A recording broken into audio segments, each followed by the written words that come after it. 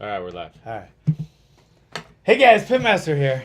I'm here with the doc. John, good to have you back. Good to see you. Good to be back. We're back in the Pit studio. Yeah, our last podcast, we did it from Hawaii. That was pretty Well, cool. you were in Hawaii. Yeah. Yeah. So we were. Good for you. Yeah. It was great. It was the best trip I've ever been on. That's a pretty big statement. It's a huge statement. Two things happened. Number one, it was the best trip I've ever been on, ever, without a doubt. I could just say that without even thinking about it. Number two, I actually had the best meal that I've ever had in my entire 60 years. What's this meal? Well, one of my best friends in high school, his name's Warren Sasaki, and he's like my best friend in high school, and I was fighting in high school. I was fighting in the Golden Gloves. I did some kickboxing matches. I did a couple of no holds barred matches while I was in high school. So I was kind of well known for that. But my mom, she wasn't really into meat, especially red meat. And Warren knew that because Warren was my best friend. He used to come over all the time. And he loved to cook. So I'd be training all the time. He didn't think I was getting enough red meat. So he would bring his hibachi, which is like a little Japanese barbecue where you put, coal in it and you cook things. He used to bring his hibachi over to my house, and he used to barbecue or grill me up some steak. And he said, "You need more red meat, man. If you got to fight, you got to be strong." So he used to come over and cook me steak when I was training for fights. So that's the kind of guy he is. So we go on this trip, and it's our anniversary trip. So we just wanted to lay low and just hang out at this beautiful hotel. Nicest hotel in Hawaii. It's called Kahala Hotel. That's Kahala Hotel. Anyway, so we stayed there, and he calls me one night, and he says, "Hey, I want you to meet me at the park, and I want to hang out for a little while." I was like, "Okay, but I'm just gonna hang out with Heather. She's my wife, but he said, "No, just come down a little while. I got a surprise for you." So I was like, "Okay." So we go down to this park. It's called Ainakoa Park, and it's like in a beautiful little residential area, not far from the beach, but it's in a residential area near Kahala.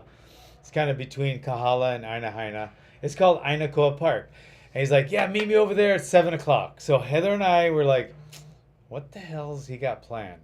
So we go to this park, and it's getting dark, and this beautiful park, he sits us down, and he has a big cooler with little like Tupperwares, and we sit down, and he starts serving us this 4-course meal. He's a chef, by the way, at a very high level, high whatever 5-star hotel, 5-star restaurant, and a 5-star hotel, the one we're staying at actually, but. So he starts serving us these plates, and Heather and I are like, holy shit. So he must have taken forever to prepare this. So he brings us this unbelievable salad, homemade salad dressing. It was just unbelievable. Then, boom, takes our plates away, gives us 2 more plates, this seared salmon with like this sauce on it that's like with capers, and it's on a bed of rice. And it's like, it's the best salmon I've ever tasted.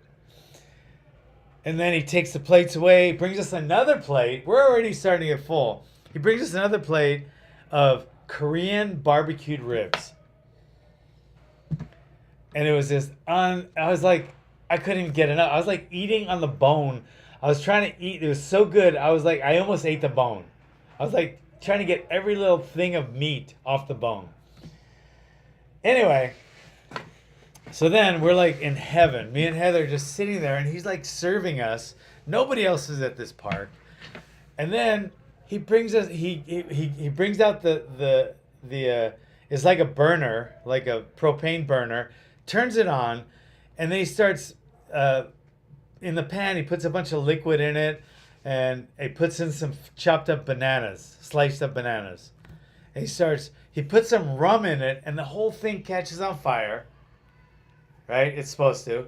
And then he puts a piece of Portuguese sweetbread on our plates, pours this contraption or this concoction of this heavenly sauce with sliced bananas in it. So we're like, holy shit. Then to top it off, he puts on some vanilla Haagen-Dazs ice cream on top of each of these delectable desserts. And that was our dessert. It was like we were sitting there after we ate, we're just like, what just happened?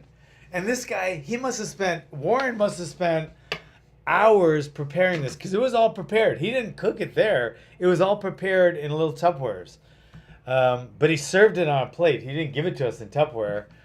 Heaven forbid. So I was like, unbelievable. That's what you call a friend. So that was our, I forget what night that. I think that was Saturday night. No, that was Friday night. So that was our Friday night. It was the best hotel in the world, the Kahala. The best meal I've ever eaten. And it was the best vacation trip I've ever been on. That was the best food ever served in that park. Oh, my guarantee. And it's just this little park. It's a residential park. So anyway, so that sounds like a good trip. So you're back. We're recharged. Back. I'm recharged. It's good to go on vacation. Revitalized. Yeah, I'm get away. I'm recuperated.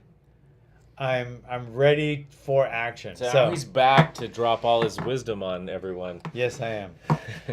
And I did watch the fights this week. So we had fights from Germany. Yeah, Hamburg, Germany. Yeah. Yeah. They're very sad. Sad fights? Very sad. It was very sad. Glover lost. And that's sad to me. I mean, Glover's really close. I mean, he's part of the Johanna. He's part of my family. He used to live at my house, train with me, taught at my school.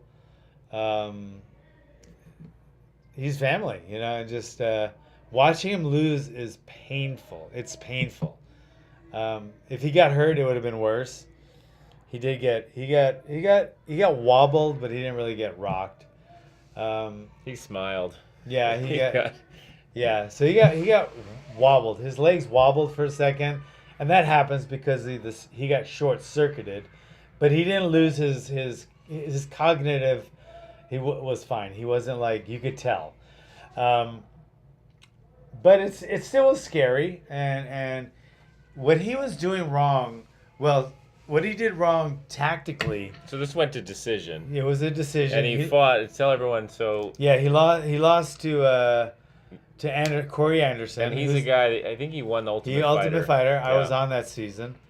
I coached, and he's such a nice guy. Really nice guy. Not really talkative. He just goes about his business. He's pretty young. Isn't he? He's 20s. I think. I don't know. I think he's 28 or something. I think he's 32. All right, let's see. I'll look it up. You're probably right. He's 28. 28? So he's 10 years. Yeah, he's quite a bit younger. He's a young guy. Yeah, he is, and he's a really nice, respectable, just down to earth guy. That team is really close. It's a really close team. They're out of, it's either New York or New Jersey. I can never tell the difference. New something. So you watched this fight from home though? Yeah. It wasn't as painful to watch because Glover didn't get hurt, but it was painful in the fact that I know why he lost. Not taking anything away from Corey Anderson, but Glover tends to, he should not train himself, and that's pretty much what he does. And unless I was around, and I mean I kind of crack the whip on guys when I'm training them.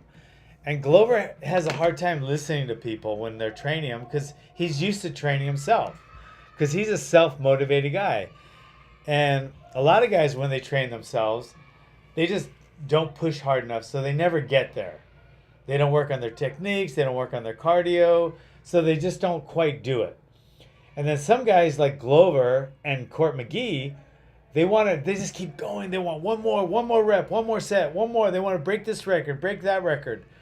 They want to lift more. They focus on trying to break the record, and they want to push this harder. They want to do 500 doubles and just they work too hard. So you're here. You start camping here, right? And then little by little, your conditioning and your timing edges its way up. And you want to get here at the fight, right? Like here, right? Court and Glover, like their second or third week in camp, they're already over here. They're way overtrained.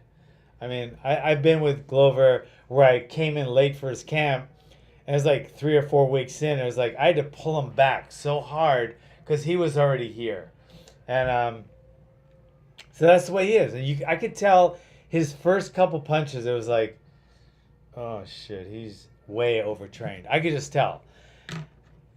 And that was his problem. Tactically, the way that presents itself is with Glover, and he did this. He's done this in a couple other fights, but he tends to freeze up in the pocket. You can freeze up when you're out of reach. You can freeze up when you're clinched. You cannot freeze in the pocket because you're going to get hit and taken down because he freezes there. It's like, okay, what do I do? And you're too close to be thinking that, right? It's just, that's not the place to do it. Like if you're on the sidewalk and a car's going by, you can just stand there and go, oh, okay, the car's going by.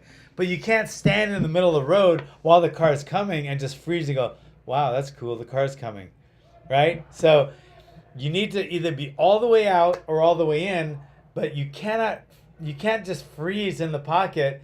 And he was doing it over and over. So he's getting caught with uppercuts because he was just right here. Like no movement at all. Getting caught with uppercuts and just being taken down at will because he had no defense. He was just like frozen. And that all has to do with his overtraining. Mentally and physically it affects you. And Corey's he's a good wrestler, but not even close to Glover. And he's a good striker, not even close to Glover. But he was that night. So I'm not taking anything away from Corey that night. But I'd be willing to bet, I don't know how much, but if Glover's timing and training went the way it should have, like, he had a trainer and I mean, if he trained the way he should have, I think it would have been a different fight. But with that said, ouch. It still hurt and he still lost the fight and he needs to... he lives in Danbury, Connecticut. I don't know. So he's running a gym of his own where he has kids and adults and they do fitness and they have a belt program. And he focuses on that a lot. So he needs to just realize if I'm going to have some more MMA fights in the UFC at the highest level of competition, I need to train like I'm in the UFC in the highest level of competition. And he doesn't do that. He's so laid back. He just does his own thing and then just trains himself and then just drive, snatches, overhead squats, burpees, row. He just pushes too hard. So that's it. Well, I spend my days in my office talking to people that overtrain, and then they don't see me until the overtraining led to an injury. So a lot of the overtraining leads to injuries. It but does. From your perspective, it seems like overtraining can just lead to performance differences, even if you're not injured. So for me, I see people once they've overtrained and now they've got a stress fracture, they've torn something. Right. Because people like that are training to train. So they're just training to train, like CrossFit guys, or they're just training to train. So you get injured doing your sport, which is training, or you know what I mean. Whereas in fighting, well, it's mostly endurance athletics, so like running. Yeah, running. CrossFit's one of them too, but CrossFit's where you do it so much and you don't take a break, your body needs time to heal. So when you're running, you're breaking down your bones, you're breaking down your ligaments, your muscles, just like when you weightlift. Yeah. And if you don't have enough rest for your body to repair itself, and then you pile another training on top of that before you've recovered, and then you train another, more injuries on top of that, eventually you can have a bone that breaks, not from falling down and breaking a bone, but just eventually you get what's called a stress fracture. The bone will actually break just from repetitive micro trauma. It eventually cracks, breaks and can lead to horrible problems. So that's when I see them. But I don't see someone that's just overtraining to the point where they're physically not in the condition they should be in. That's what you're talking And about. then to me, overtraining affects your mental. For a fighter, well, it's any sport, but I'm a fight trainer, so it affects your mentality too. Like even the runner, I'm sure in their mind they just don't love it as much when they're running because it's overtraining. You know, you start getting flat, and you just don't. Oh, I got to go running. Whereas if you're resting and you're replenishing and you're recharging, and then you're training, then you're always like, yeah, I can't wait. Like I can't wait to train. I love training, but I take my days off. I don't overtrain. So mentally, like if he probably was out there running, and all of a sudden that's how he's getting injured, but he's also not loving it because that's one of the symptoms of overtraining is a flat emotional, cloud, and you just don't feel like training. And the way it affects your fight is you didn't feel like training, and now you get in the cage, and you're gonna go through the motions, but you don't have that explosiveness. You're just kind of flat, like Glover was. If you saw the fight, watch it again, and you'll see exactly what I mean. You're just flat, and you're just like posing, and he just didn't have that like. You saw the main event. You saw Anthony Smith. I mean, Anthony Smith was perfectly trained for that fight. He has a great camp, by the way. Mark is doing a fantastic job. Where does he train out of? Colorado. That's where Kamosi and a couple of other upcoming, like James Krause trains out of there. It's an unbelievable gym. They're doing a great job. Mark does a great job with his guys. And it was really cute. After the fight, they took a Instagram of them all dancing in the dressing room, and it was super cute. Anthony Smith. They're really close, just like the pit. I mean, like we're really close. And then Anthony Smith at that gym in Colorado, they're like that. And then the gym I think it's in New Jersey. I'm looking at it right now because I know the guy, but I don't know what the gym's called. But they're just really close. Like Anthony Glover's opponent. I mean, they were like. That's a really close gym. So, anyway. Are you talking about Corey? Yeah, Corey Anderson. It's just it's a really close gym. So. Robbinsville. That's where he fights out of in New Jersey. Robbinsville. Yeah, it's in New Jersey. Yeah. Yeah. So, I don't know. I mean, they have a really good trainers, and they're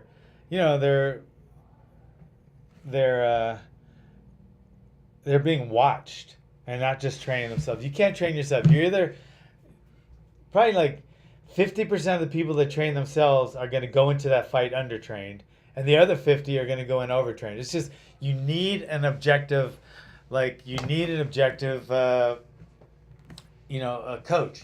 Just like at business, you need a coach. You know what I mean? I mean, just about any endeavor you do, you need a coach. Any athletic endeavor, entrepreneurs now, it's huge to get coaches, and almost all successful entrepreneurs have coaches. It's just hard to do it on your own because you can't be objective when you're being subjective, and you're the subject. So just that in itself means you can't be objective because you're a subject. You're the subject. So anyway, so that's how I feel about that. But with that said, some people train too hard and some people train too soft. And there's a yin and yang with that. People say train harder, and that you can train too hard. Or, you gotta take it easy. You need a lot of rest. You can rest too much. You know what I mean? So like if you have to rest like 3 days and then train one, then rest 3 days, you're never gonna get in shape. you're just never going to get in shape. You're just going to stay wherever you are. But then if you go the other way and just train like 5 days and then rest 1 and then train really hard 5 days and then rest 1, then you're not giving your body enough time to rebuild, replenish, recharge. You're just going to break it down. Every time you work out, you're breaking down your body. You're getting micro tears, you're getting just the lactic acid buildup, mentally and physically you're overtraining. And so the yin and yang is you have to reach that balance of training and rest, work and rest, right? So you need to recover and you need to train. So you need to push hard if you want to get in shape, but you also need to rest hard. Intensity is key. You need to train really intensely, but you need to rest intensely. And that's kind of an oxymoron, but then again, I'm a moron, so I can use oxymorons.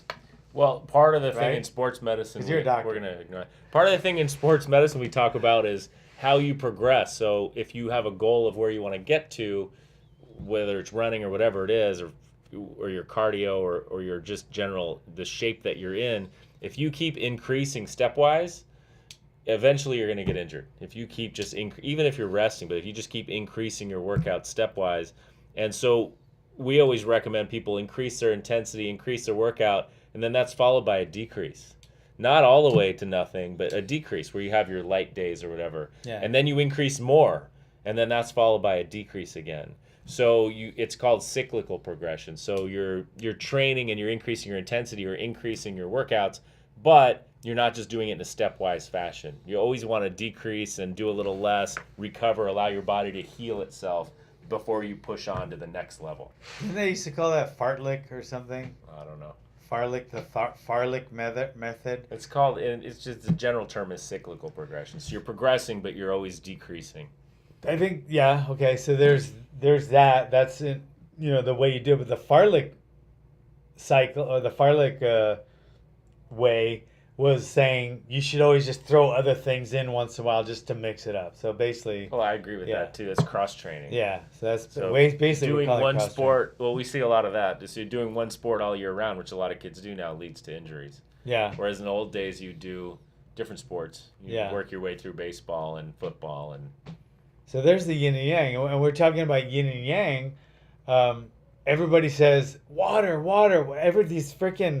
Some of these guys get on these kicks where they carry around their water bottle all the time because they got to drink, and they're just like obsessed with water. But you do know that you can actually have too much water. I mean, you can get water toxicity. You can basically drown yourself by drinking too much water because your electrolytes don't want to be dehydrated, but they don't want to be overhydrated either. You don't want to have hyponatremia or hypernatremia, right? You don't want to have too little salt. You're supposed to be right here, right? You know what I mean? So you don't want to be like everybody says, alkaline diet, everybody's green, do alkaline. You can die of alkalosis. Just like you can die of acidosis, you can actually die of alkalosis, too much alkaline. What is lye made up of? It's an alkaline. So you can die of alkalosis just like you can acidosis. We want to be right here. Just like overtraining for a fight or undertraining. You should have a pH of 7.40. Not 8, not 7. 7.40. So alkalosis or acidosis, there's the yin and yang. You want to have some acid, right? Really train hard. You want some lactic acid. That means you're training hard. But then you want to breathe deep and get rid of some of the lactic acid, carbonic acid, etc. Because we have the yang, yin yang. What do you think? I think you're right. You could always go too far and do too much of one thing. The drinking the water, your body has its own natural regulating mechanism. You get thirsty. Yeah. So you should drink water when you're thirsty. Right. Your body will tell you if your body's working correctly when you need more water. Yeah, it's built in. You don't just pile in the water and always. You don't have to carry around water. We're not in the Sahara Desert on a 100-mile march, guys. You don't always have to carry your water. Like they have to be hydrated all the. We're in California, people. We're in the central coast of California. You don't need to always have. You don't always have to have your water. You can get to. To be fair, people may be listening from other areas, all over the world. If you're maybe from the desert, they may be listening. From if you're in the desert, scratch that and get your fucking. What do you call it? The water. What's that one? The H2 Hydro Flask. Get your Hydro Flask and go. But okay, I'll give you one last one. I bet you guys didn't know. Everybody wants more oxygen. Oxygen. They think oxygen is the key to everything, but you can have too much oxygen. Oxygen toxicity. Does anyone know the percentage of oxygen in the air? It's not 100%. It's 21%. The air is made up of 21% oxygen. It has nitrogen. But John, what about the people that get a big mask of oxygen in the hospital, John? Yeah, if you're sick, you need extra oxygen. What if your lungs don't work?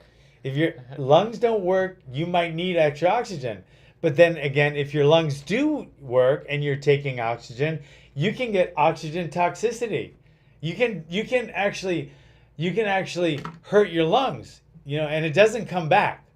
Like you can get, a restrictive lung disease from taking too much oxygen. If you're a baby and you're premature, they give you too much oxygen. That's when you see those babies with the thick glasses.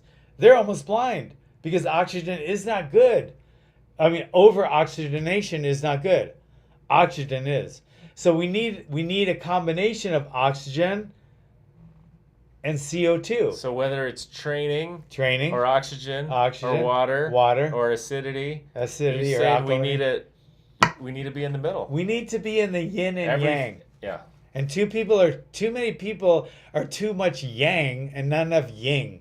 All right, that's all I gotta say about it. Speaking of yin and yang, they're yangers. Those yangers. Wow. Okay, speaking of that, last fight, unbelievable Anthony Smith. So you've seen Shogun fight before. He's been around for a long time. Yeah, And so tell me, he's from Brazil. How do I say his last name? Hua. Hua. It's an H, but it's Rua. Yeah. But we'll say Hua because he's from Brazil. Well, we just call him Shogun. Very few people call him Mauricio Rua. Almost everyone calls him Shogun. He's out a lot of fights. He hasn't as many fights as you think, but he's been everywhere. He's done that. He's been there. He's been champion, right? He's been the champion. He's been a champion. He's been a champion. Pride. He was just knocking everyone out. I think he got a belt in the UFC by knocked out somebody. Yeah, I don't know. Machida or somebody. Yeah, I don't remember. But yeah, he's a knockout machine. He was training at that crazy gym, and they were all like just beating the shit out of each other. But a little bit of an age difference in this fight. So this was Anthony Smith we were talking about. Yeah, earlier. the Anthony Smith is a lot younger, and he's an up and coming 6'4". Shogun's 36. 36. I guess he's a little older, man. Yeah, he looks older, and he seems older. He should be older. He's had so many wars. He's like Vanderlei Silva. And Anthony Smith looks younger than he is. He's 29. Oh, yeah, he looks like 22. He looks young. Oh, my God, he looks like baby face. Oh, my God, that guy can fight. He is such a good fighter. And Shogun is really good. He's really good, but he just got his biggest technical mistake in the whole fight. Well, the whole fight didn't last very long. No, 30 seconds. The biggest mistake he made is when he covered up like this. That was the beginning of the end. That was covering up like that is never. Anytime you see people cover up like this, whether it's on the ground or standing. How long does that work? It lasts for about 3 seconds. Then they're going to get knocked out. You either hit, hold, or get out of the way. We're not allowed to do that in your class. Hit, number one, hit. Hold, clinch, or get the hell out of the way. Never do you ever want to do this. Unless you're Muhammad Ali and there's ropes where you can lean back and they're not allowed to take down or knee, then you can lean against ropes. That's the only time you could do it. When Muhammad Ali did his rope-a-dope, that's the only time that ever worked. It is never going to work. Covering up never works. It worked so well. Yeah. For him, it did work very well. For Ali. Yeah, for Ali. Yeah. In that circumstance. Yeah, you do. Well. For fighting, getting in a fight or being in the cage is probably, you're saying that's not going to be helpful. No, it's not. And So you don't ever want to do that. That was his biggest tactical mistake, but he was on his way. I mean, it's Anthony's time, and it's Shogun's time. He probably has a couple fights left if he really wants them. There's some, I mean, there's some lower guys that he could beat, but Anthony Smith was not going to be beat by Shogun that night, and he is an up and comer. I don't see. Even though he doesn't have like a stellar record, like you think he's undefeated, but he's not. What's his record? I would think Anthony Smith. Watching him fight, I would have said that guy's undefeated. Wow. But he's like 30-13. He has more fights than Shogun. Fights? He has more fights than Shogun. He looked good. Yeah, he looks good. He must got a performance of the night. He should for that. Unbelievable. So that was the main event. That's all we got. There was any other fights that were worth watching? Nah, there were some good ones, mostly decisions, but Bermudez had a nice prelim fight. Yeah, it wasn't not Dennis of the night. Not Dennis. And let me just shout out Steven Seiler just went one step closer to winning the $1 million payday on in the tournament he's doing. Was it PFL? What is that one? I think it's called the PFL. Steven Seiler is kicking butt in that. Seiler is There's a big money prize in that? Yeah, and Steven Seiler is such a great person. How do you know him? I know him because he's the Pit Elevated, and that was we had. Oh, this is Utah. Court McGee, Ramsey, Steven Seiler, some of those guys. He's one step closer. He's had like 3 stoppages in a row. I love Steven Seiler. He is such a cool, calm guy, and he's such a hardworking, great father. I mean, he's just unbelievable guy. So I got nothing but respect for this guy. And anyway, so that's all we got. No, there's a fight tonight. Oh, what? The Contender Series. So the UFC has this Contender Series. I have not watched it, but I'm gonna watch it tonight because Nick Newell's fighting, who you know. He's the fighter with basically one arm. He has one arm. He's got half an arm, but it's kind of a atrophic. He had a congenital amputation, so he was born with one arm. But he's fighting for a chance to fight in the UFC. And he's got a good record. He's 14-1. He's 14-1, and the guy he's fighting is 4-0. So this is a real fight. Yeah, and he's fighting a guy with 2 arms. These guys aren't giving him breaks. I've seen a couple of his fights. He's good on the ground. He's good standing.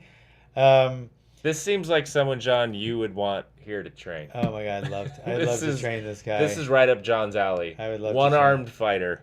I would give him the best right hook ever, ever. And I just love his spirit. I mean, his guts. I mean, you have 2 arms, 2 legs, and fighting. Most guys will never fight, even if they want to, and it's in their something they want to do. They're not going to do it. It's just they don't have the guts, even if they want to. A lot of guys, they'd rather be a doctor. It's not even in their mind. It's not even anywhere. It's an easy job, yeah. Yeah, so like they want to be a doctor or you want to be something else. But some guys actually want to fight, but just don't because they're scared. Like, to be honest, I wouldn't mind skydiving, but I'll never, ever do it because I'm scared. But fighting... With the right medication, you might be willing to do it. I would never jump out of a plane. But I would like to. I would like to do it and just say I did it. But I'll never do it. Some guys want to fight and say they fought, but they'll never do it. Because it takes too much of that kind of brains or courage or stupidity. But Nick Newell, he has 1 arm and he's fighting 2 armed people. This will be his 16th fight. And he's won 14 of them already. So I think that's Tuesday night Contender Series. I don't know. I think it's their main event in the Contender Series. So I think what's the purpose of this thing? If you win, you can get a UFC contract. Yeah, it's like he has a couple of Contender Series. Then there was like something that fight or book that fight or something that he did with Matt Serra. Remember he had that other show it's kind of the same thing. This is on Fight Pass though. They're finding talent. I don't know if you win if that automatically means you get a chance. We'll have to look into it. But anyway, he's fighting tonight. that might be. We'll talk about it next week, but that might be worth watching. It's just interesting to see a guy with a disability like that. He's not fighting in the special UFC. He's not fighting in the, like something of the para UFC. No, he's fighting in the UFC with one arm. It's just kind of cool. It's unbelievable. It's like, it's unbelievable. That's unbelievable. He's not fighting other disabled people. No, he's fighting. I mean, a lot of people like this one arm. People like this. Some people with one arm, they're gonna just be on disability the rest of their life. Yeah, and some people are brave enough to compete against other disabled people. That still takes a lot of courage. Some people, like him, just said, "Fuck it, I'm just gonna go fight this guy with two arms, and I'm gonna win 14 of my 15 fights." And nobody gives them a chance, guys. They're not gonna saying, "Oh, this guy only has one arm. Here, beat me." No, I've seen some of his fights. Texas guy. See if you can get him on our podcast. All right, I will. He'd be just to hear his story. How the heck did he get into fighting with one arm? I will text him today. I want to talk to you. All right, cool. All right, John. Good to have you back in town. Good to be back. Thanks for everything. I missed you guys, and I miss you guys. I miss you, and I miss you guys. Aww. And it was a great trip, and thanks for coming, guys. Please share this and let everybody know this is the best podcast in the world. Thanks for coming. You heard it here. Bang.